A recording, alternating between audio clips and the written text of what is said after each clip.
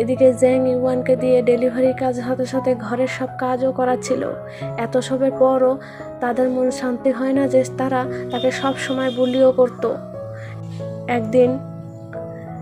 একদিন yuan food delivery দিতে একটা কোম্পানিতে এসেছিল।